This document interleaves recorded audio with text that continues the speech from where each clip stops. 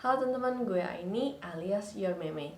Hari ini gue mau sharing pengalaman gue mengikuti ujian HSK secara online. Kita semua tahu di Indonesia saat ini pandemi masih belum berakhir. Jadi untuk melakukan ujian HSK secara tatap muka masih belum memungkinkan. Nah, itu sebabnya dari Confucius Institute atau organisasi yang mengadakan ujian HSK ini memutuskan untuk memberikan kesempatan bagi para peserta ujian HSK untuk melakukan ujian secara online. Video ini akan gue bagi jadi dua part. Part pertama adalah part dari pendaftaran sampai tahap simulasi ujian, sekaligus gue akan bahas minus and plus atau benefit gitu dari melakukan ujian secara online. Nah, part kedua adalah part dimana gue akan tunjukkan proses ujian itu sendiri. Semoga bisa, karena ketika video ini dibuat gue baru aja menyelesaikan tahap simulasi dan ujiannya belum berlangsung. Jadi tanpa berlama-lama langsung aja masuk ke inti videonya. Oke, di sini gue udah siapin poin-poin apa aja yang mau gue bahas supaya nggak ada yang ketinggalan atau kelupaan. Jadi dimulai dari yang pertama, daftar ujian.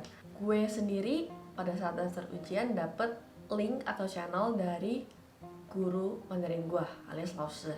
Nah, Lausenya itu yang kasih gue nomor telepon satu orang, dan kebetulan orang ini yang bisa ngebantu ujian HSK secara online.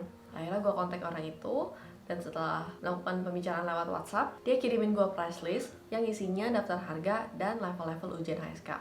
Tahun ini atau saat ini tepatnya, gue memutuskan untuk ambil HSK 3 walaupun sebetulnya udah bisa masuk ke HSK 4. Kenapa?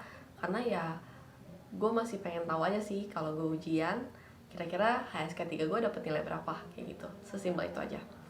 Dan setelah dapat price listnya, gue memutuskan oke, gue fix mau ambil level 3. Di situ tertera ada berapa harganya dan udah diinfoin harus transfer kemana uangnya. Jadi gue langsung transfer, gue kirim bukti transfer, dan setelah itu dia kirimin gue formulir pendaftaran. Nah, jadi kalau teman-teman mau ikut ujian HSK dan let's say kalian mau daftar lewat orang yang udah ngebantuin gue ujian HSK kemarin, nah kalian akan dikasih formulir, I think 1 atau 2 formulir, dan kalian harus isi formulir itu. Nah, selain itu kalian juga harus memberikan foto ID card atau KTP dan pas foto kalian. Nah, karena secara digital jadi nggak perlu ukuran 2x3 atau 3x4 atau 4x6 ya, yang penting pas foto gitu. Nah, pas fotonya harus yang terbaru dan harus formal, backgroundnya nggak ada ketentuan apapun, yang jelas rapi aja dan mirip lah sama kondisi kalian sekarang. Isi formulirnya, kalian kirim balik. Lalu kalau kalian udah siapin dokumennya, kalian juga kirim balik. Itu di part pendaftaran. Kalau kalian udah selesai daftar, ya kalian tinggal tunggu aja sampai waktu ujiannya. Nah, nanti menjelang waktu ujian itu kira-kira 2-3 minggu sebelum, kalian akan masuk ke tahap 2, yaitu tahap persiapan ujian. Nah, persiapan ujian ini ada apa aja? Jadi kira-kira 2 minggu sebelum hari H ujian, orang yang ngebantuin kalian daftar ujian ini, ya kita sebut aja Lause lah ya, guru ya. Lause ini akan bikinin kalian grup WhatsApp. Nah, dalam suatu grup itu isinya semua peserta yang mau daftar ujian bareng kalian di hari H, di periode itu. Nah, dalam situ cuman admin aja yang bisa ngomong, yang bisa ngetik, ngechat, dan di grup chat itu Lausenya akan kirimin kalian seluruh informasi berkaitan dengan ujian. Salah satunya yang paling krusial adalah kalian wajib mendownload atau mengunduh satu aplikasi yang dipakai untuk ujian nanti. Nah, nama aplikasinya adalah HSK Exam Client. Nah, ini di-download dari link yang nanti dikasih sama Lausenya di dalam grup WhatsApp itu. Kalian nggak akan bisa download ini di mana-mana karena setiap periode ujian ada beda version dan kalian harus pakai version terbaru yang disediakan oleh penyelenggara ujian. Nah, setelah kalian download, nanti di situ Lausenya akan memberikan catatan-catatan bahwa kalian harus mempersiapkan laptop. Selain laptop juga kalian harus punya handphone yang bisa ditaruh mungkin di tripod. Fungsinya adalah buat meletakkan handphone di belakang posisi kalian mengerjakan ujian. Jadi dalam catatan itu nanti akan dijelaskan bahwa kalian akan mengerjakan ujian menggunakan laptop atau komputer di atas meja, di meja belajar, dan di belakangnya atau di sampingnya kalian harus pasang handphone yang pada saat hari H ujian membuka aplikasi Zoom gitu. Jadi di handphone kalian akan buka Zoom yang mana terkoneksi dengan pengawas ujian, dan di hadapan kalian adalah terbuka aplikasi exam client itu. Catatannya adalah HSK exam client, kalau aplikasi ini dibuka, kalian nggak akan bisa buka aplikasi apapun. Kalian bahkan nggak bisa screenshot apapun yang ada di situ. Gitu. Jadi ya nggak ada kesempatan untuk nyontek, dan di atas meja kalian nggak boleh ada apapun selain laptop, ID card, dan kartu ujian. Nah, selain catatan tadi, kalian juga akan dikirimkan kartu ujian sama lausenya. Jadi lausenya akan kirimin kalian kartu ujian dalam bentuk PDF, dan di dalam kartu ujian itu tertera nomor ujian peserta, terus ID card atau pas fotonya, ada nama kalian, ada keterangan lokasi ujian. Oh, ada satu lagi yang ketinggalan. Jadi setelah kalian download HSK Exam Client, ada catatan atau notes dari lausenya bahwa kalian harus coba-coba pakai aplikasi itu, berusaha memfamiliarkan diri supaya nanti pas hari H ujian kalian nggak kaget atau nggak ngerasa bingung atau asing sama aplikasi ini, cara pakai gimana atau segala macam. Nah, ketika kalian buka aplikasinya udah nggak ada masalah, nanti di situ dalam aplikasinya akan tertera speed test atau kecepatan internet yang kalian pakai untuk membuka aplikasi itu. Layar itu karena nggak bisa di screenshot, balik lagi tadi gue bilang aplikasi HSK Client nggak bisa di screenshot, jadi kalian pakai handphone kalian, foto, lalu kirim ke petugasnya untuk memberitahu mereka bahwa internet kalian di rumah punya kecepatan sekian, yang mana mereka akan menentukan bahwa oke, dengan kecepatan sekian ini aman atau enggak untuk mengikuti ujian. Nah, selain itu pada saat diberikan formulir pendaftaran di awal tadi, sebenarnya di dalam situ akan ada requirement atau persyaratan mengenai spesifikasi laptop kalian. Jadi nanti tertera bahwa laptop kalian harus Windows atau Mac sekian-sekian. Oh, ini nggak bisa dipakai di Mac, jadi harus semua pakai Windows, sorry.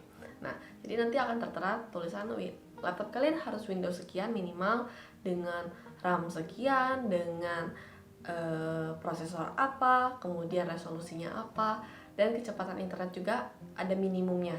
Jadi itu semua berhubungan dengan kelancaran kalian pada saat melakukan ujian. Nah, setelah tahap-tahap tadi kalian lewatin, di tahap 1 kalian udah daftar, udah bayar segala macam, lalu di tahap 2 kalian juga udah download aplikasinya, udah berusaha memfamiliarkan diri dengan aplikasi itu, udah kirim foto screenshot kecepatan segala macam, kita akan masuk ke tahap ketiga, yaitu tahap simulasi. Nanti kira-kira 2-3 hari sebelum hari H ujian, kalian akan diminta untuk mengikuti simulasi yang sebenarnya cepet banget dan gak terasa kayak simulasi. Kalian hanya perlu join Zoom di handphone kalian. Setelah itu kita akan ngobrol sama pengawasnya. Nanti pengawas akan mengarahkan masuk ke ruangan mana atau apa segala macam. Intinya pengawas cuma minta kalian tunjukin kartu ujian yang sebelumnya udah dikasih sama lausunya dan ID card. Nah, kalau kalian di awal kirimnya KTP, ya kalian harus tunjukin KTP. Kalau kalian kirimnya SIM, ya kalian harus tunjukin SIM.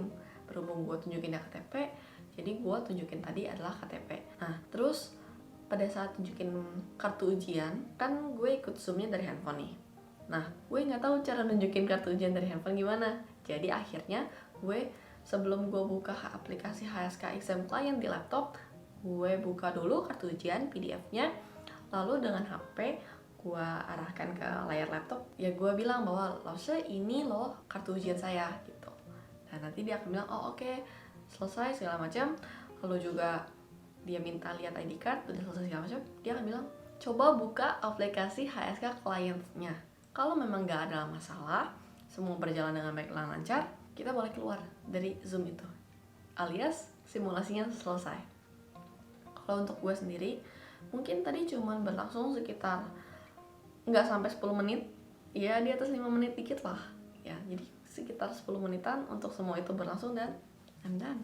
Nah, kalau tadi gue udah bahas masalah pendaftaran sampai simulasi kayak step by stepnya, sekarang gue mau share perspektif gue tentang plus and minus atau kekurangan dan kelebihan mengikuti ujian HSK secara online. Kelebihannya adalah you just need to stay home, ya kan, itu udah pasti banget, kayak ya udah lo cuma perlu di rumah aja, nggak perlu pergi kemana-mana, nggak repot, easy, itu kelebihannya. Negatif side-nya adalah di dalam sertifikat yang nanti akan dikirimin dari pihak Confucius Institute atau dari pihak penyelenggara ujian, yang pertama, sertifikatnya dikirimkan berupa PDF atau email alias soft copy dan bukan hard copy. Kedua, walaupun di kartu ujian sudah tertera nama kalian, alasannya untuk menghindari kesalahan pengetikan, maka di dalam sertifikat itu nanti nggak ada nama kalian. Jadi kalian cuma menerima sertifikat yang menyatakan bahwa kalian telah lulus ujian HSK level sekian tanpa menyebutkan nama kalian.